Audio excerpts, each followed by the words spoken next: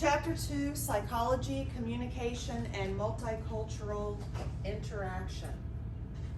Your objectives for this chapter will be to define psychology and paradigm, describe the communication process, list the skills used in listening, differentiate verbal and nonverbal communication, demonstrate body language in nonverbal communication behavior, discuss hierarchy of needs in a dental office, discuss defense, discuss dental patient phobia and concern, and conflict resolution.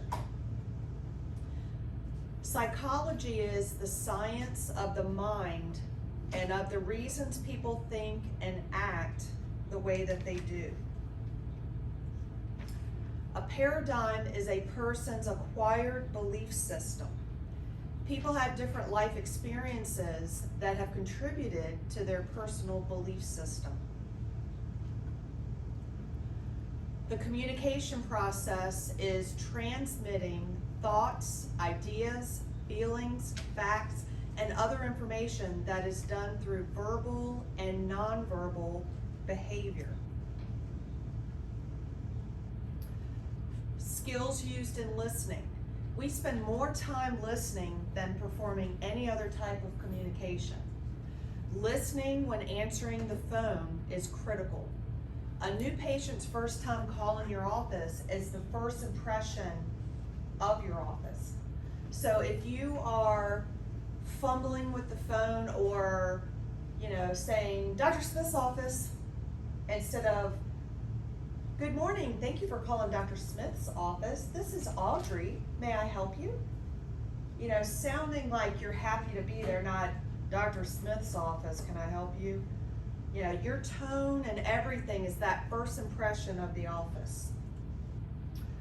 Verbal communication. It is often said that communication is less than 20% verbal communication and 80% nonverbal communication. So if you're talking to someone and they're kind of tapping their foot, have their arms folded, and they're going, but the whole time they're rolling their eyes, you're kind of not paying attention to what they're saying more than you are their body language. Have you found that to be true? Yeah, okay. The old saying, actions speak louder than words. Also, do as I say, not as I do. When you are in a practice, if you're gonna talk the talk, you need to walk the walk. So I've heard a lot of times coworkers in a dental office say, I don't have time for this drama. And they are the biggest drama queens I've ever met. Or, I don't have time for that nonsense in my life, when they're the ones who pretty much start the nonsense in the office. So when you're in an office, you're gonna work with people with different paradigms, different life experiences, which have led to their feelings and beliefs and things. So how you cope with that is very important. Your body language, spatial relation. This is getting into people's personal bubble. Are you too close to them? Do you walk up and whisper in their ear? They might not like that because of a life experience. And so you have to be considerate of people's personal space. Your posture and position. If the doctor comes to you and says, hey, I want to talk to you about that last procedure we did. Let's work on this, that, and the other. And you're just arms folded, shoulders slumped. Your posture is telling them what? That you don't care. Facial expressions. There are some people that you know exactly what they're thinking because of the look on their face. And so in a dental office, it's a little bit harder because a lot of times we're wearing masks. And so you want to make sure that if you're wearing a mask, you're using those verbal communication skills to let the doctor know, I care about what you're saying.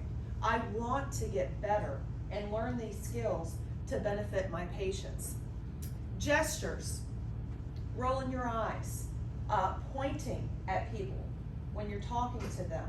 You know, these are things that some cultures consider rude.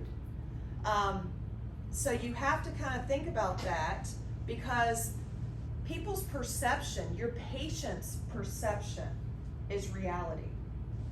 And so even though you don't mean for it to come across a certain way, it still is going to, because of their perception. Now, a dental assistant's perception, you need to be good at looking at your patient and picking up on their mood, picking up on that vibe. Are they scared? Are they angry? Do they seem sad? I feel like I'm very good about picking up on that with patients. Only one time in the last 25 years did I get completely blindsided. A patient came in, she sat down, I said, "Hey, how are you doing? This is what we're gonna be doing today. Do you have any questions?" "No, you know, I'm good."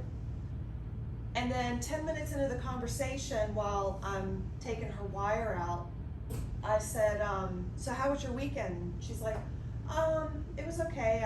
I buried my husband. You know, he passed away from a heart attack last week." And this was a young woman. She was in her 30s. And I just kind of froze. I said, "I'm so sorry." Never picked up on grief or anything. And so the first thing I thought was, you know, what do I say? How do I comfort her? So I went ahead and took her wire out, marked it, got it ready for the doctor. Important things you need to do. I went to that doctor and said, "Hey, I just want to let you know, patient in chair number 4 lost her husband, buried him this past weekend, but she seems very neutral, very okay." And he said to me, "She's probably still very much in shock. You know, there's a whole grieving process. Everybody grieves differently." And so these are things you need to be perceptive of. Typically when things like that in our office happened, we would get a card and everybody would sign it and we would send flowers. So that's what we did. But there's so many other things to just kind of pick up on. And if your focus is your cell phone, your focus is trifling, you know, disputes in the office, you're gonna miss those important things that are going on with your patient's body language. Okay, any questions? No? Okay. So I wanna go over that top one, the spatial relation. Some of you have demonstrated this. It's more so my other class than you guys. But I have a couple of students that don't know my personal bubble. They will come right up to my desk and hold something out, and we're supposed to be, what, 6 feet apart? Okay? So I wanted to show you this to kind of go over spatial relation, okay?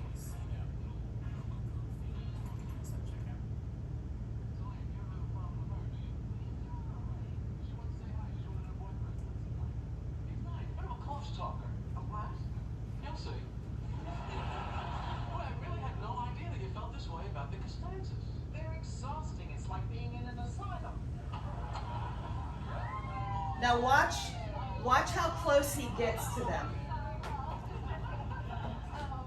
This is Aaron. Hello, Aaron. Hello, Aaron. So how many folks in town? 3 more days, and then we're off to Paris. We're going with the Select Charter Group. I love France. I was just there last year. In fact, we still have an envelope full of French francs. I'll give them to you. We can't take money. No, it's a gift from us.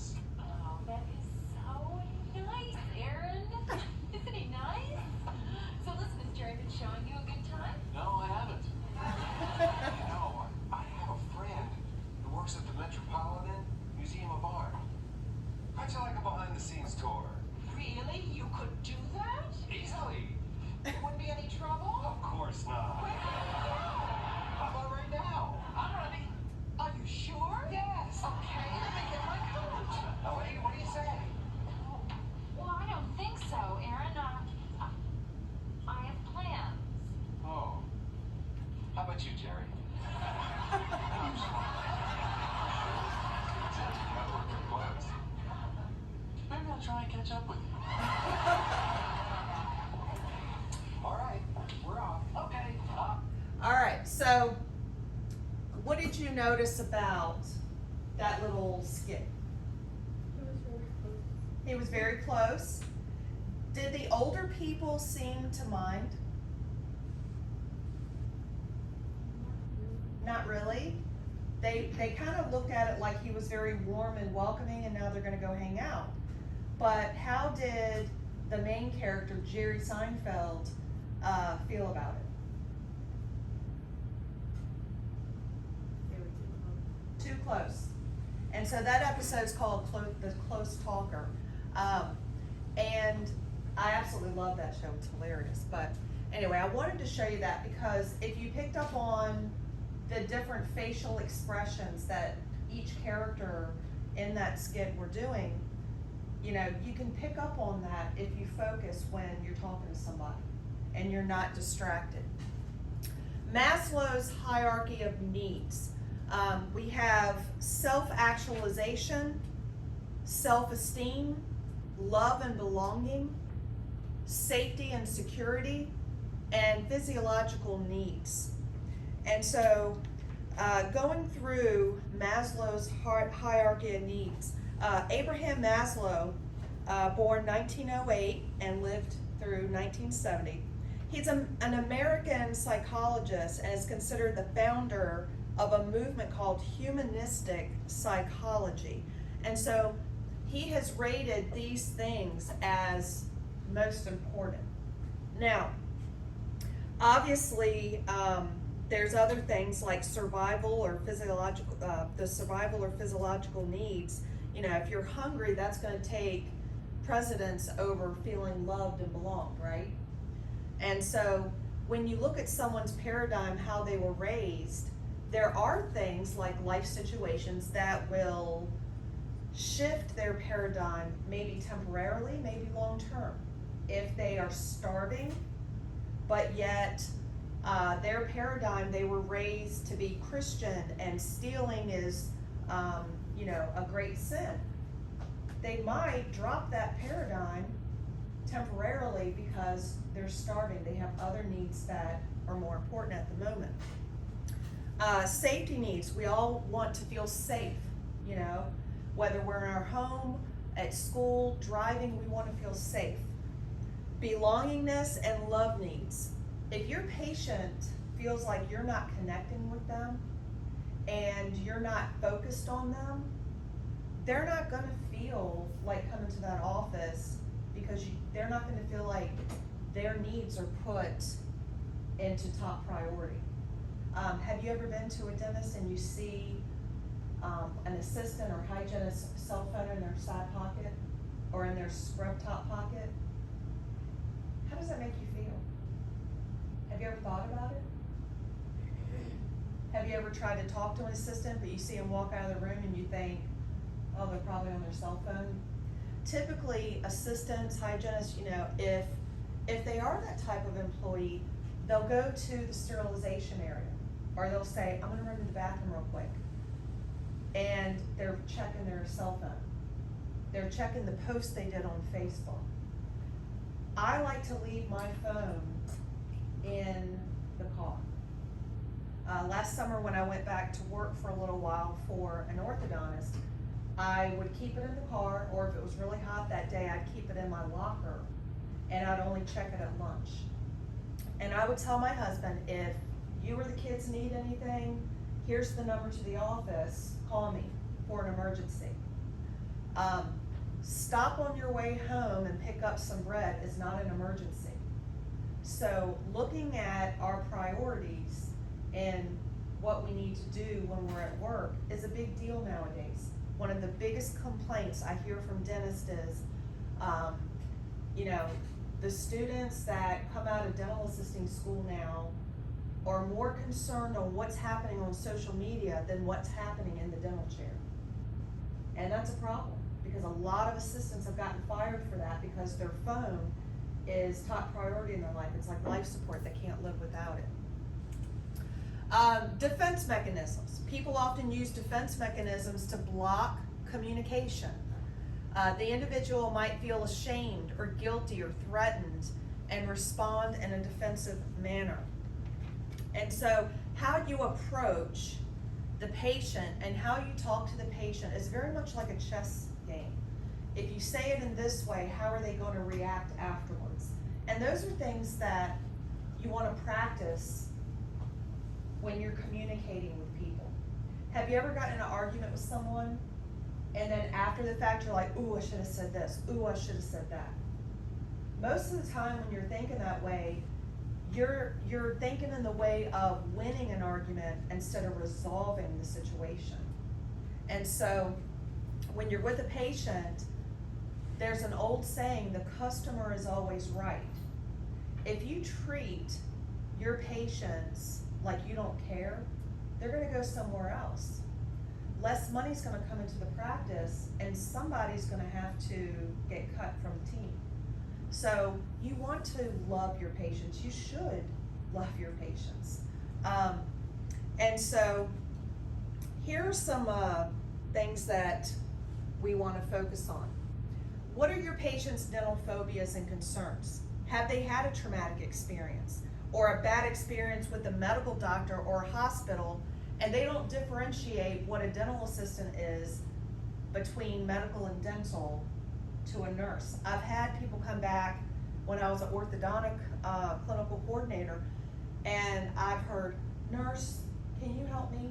And I'm like, I am not a nurse. I'm an orthodontic lab technician. I'm the clinical coordinator, you know, but I don't correct them, you know. So I just listen to them and answer the question the best I can. I will listen to them about their traumatic experience or their negative views on dentistry and try to resolve it with, here's how we won't be like that. Here's what we can do to keep you out of pain. There's so many different pain managements now that they didn't have 10, 20, 30 years ago. Bad experiences with the medical doctor, fear of needles and injections, or the side effects of anesthesia. They might have had a bad experience with anesthesia. And so now there are even drills that don't sound like, you know, that high pitch sound that if some people hear, they just start sweating.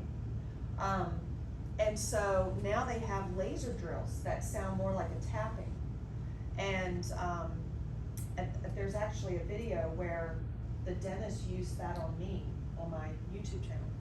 And so if that sound bothers them, what are some things you could do as a dental assistant to make your patient more comfortable? This is your thinking outside the box. If you're the receptionist, you could say, bring your earbuds with you and listen to some music. Or we've got headphones in the office that completely block out the sound and we put music on for you. Or sync it to the television and you can watch the Golden Girls while you get your filling. Sometimes it's just the sound. Sometimes it's the vibration and sensation because of something that happened in their childhood. So finding that out is very important. Conflict resolution. Are you approachable? If I have a conflict with you, and let's say I'm the office manager, and I need to come up to you and say, you're late. Now, I have had to experience that before with some people. And rule number one as a manager, you wait until the end of the day to say something. Not the end of the week, but the end of the day. And when I would approach someone, I would say, hey, and I'd be honest, you know, if it wasn't like them to be late, then I would say that. If right off the bat when they were hired, they were late, I'd say, hey, I've noticed that you've been late this week, is everything okay? Out of genuine concern. I did have someone say, I didn't want to say anything, I just wanted to leave it at the door, but my husband left me. And that is understandable because now they're getting used to being a single parent, dropping their kid off at daycare, or finding childcare. So you want to be sympathetic to what's going on in your coworker's life. You spend more time with your coworker than your immediate family at home. You realize that? And so, are you feeling about something at home causing you to overreact about something at the office? I have had some women go through divorces and they didn't leave it at the door. The least little bitty thing would set them off. And the doctor actually told one girl, we're gonna give you a few days off and let you deal with your feelings, emotions, and come back on Monday ready to work. And she said, okay. A disagreement or power struggle between individuals or groups is defined as conflict. The hardest thing about working in an office, are you taking sides? You know, do you have one person that goes from person to person, stirring up conflict and drama? It's hard because sometimes you feel like you have to take sides. You can actually look at your coworker and say, look, I don't want to get in the middle. I don't want to have to take sides. I just want to focus on my patients. That's not you being uppity. That's you trying to take the professional high road, okay? You have every right to say that. The backbiting, you know, talking about each other, jealousy, because you feel like, well, that assistant gets treated like a queen compared to me. Don't let jealousy make you feel a certain way to where now you're going to start lying or talking bad about them. Keep your eye on the ball. Keep your eye on the focus of the patient. We used to have a 24-hour rule where if we did have a conflict, you had until the end of that day, 24 hours, to talk to that person. And if you don't, then you missed your opportunity. Let it go. Because if it's ignored, it will fester. It's unhealthy for any relationship, whether it's a coworker, a spouse, you know, your kids. It's not good to let things go on without saying something. But don't wait a month where it's festered up and you've thought of every angle to cut them down and, you know, just make them feel stupid and win this fight. You know, it shouldn't be about that, okay? Because you've allowed for a whole month for that person to occupy your mind and let that bitterness fester in your mind. For a whole month, you've lost a big chunk of your happiness because you're letting your pride get in instead of saying, I just want this to be over with and to enjoy going to work and be happy, okay? All right, culture, ethnicity, and race. Understanding the concepts of culture, ethnicity, and race is necessary. We all want to feel special. We all want to feel important, and we all want to feel loved, right? And so, working closely together with employees, waiting on patients, all of these things can cause some stress in our life. But understanding the concepts of culture, ethnicity, and race, it's necessary to gain insight into people and different backgrounds.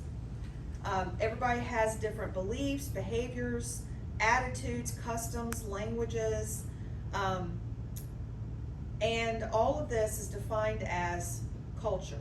Individuals in a particular culture group might behave according to strict traditional things that dictate their culture, or their behavior may diverge from a different pattern in a minor or major way.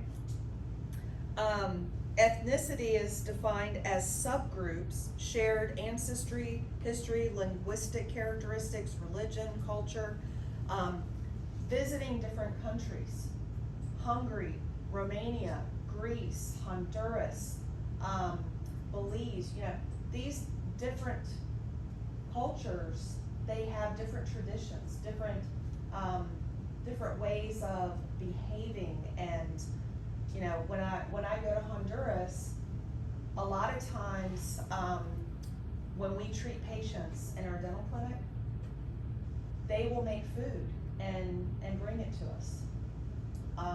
or they'll hug you and say thank you. What do we do here? Most of the time we'll shoot a text, hey, thank you for that, or what is it, THX, thanks, with an exclamation mark, LOL. I mean, it's just how people react so differently. And so, a few years ago when we did some free dental care in El Llano, I got a lot of what looked like a cornbread donut. And so I'm just sitting there like eating it and it's hard as a brick, and they start laughing at me. And they said, no, it's for your coffee. You put it in your coffee, it soaks up the hot coffee, and then it's really soft and it's kind of sweet. And so then I tried that and I love it, so I look forward to that. A race is a subgroup that is believed to be distinct in some way based on real or imagined physical differences. Multicultural interaction, it's important that dental assistants avoid stereotyping individuals according to their cultures, customs, traditions, or beliefs. Anybody watch the movie Pocahontas when you were little? Yeah? That's one of my favorite Disney princesses. But do you remember what they said about the Indians? Savages, barely even human. You know, they had this image of their race. And when we look back, it's like, no, that was just their way of living, and you come over and you're disrupting that, and you think it should be your way. You talk about a conflict resolution. But that was the first thing I thought about when I saw multicultural interaction. So anyway, does anybody have any questions about anything on this slide? No? All right, we will be practicing in class body language and coming up with some skits that you're going to have to perform in front of the class. It'll be good for you to practice these things, just like when you get in an argument and then after the fact you think about things you want to say. But it's also good for practicing your oral presentation and talking to people. Okay, so let's get started.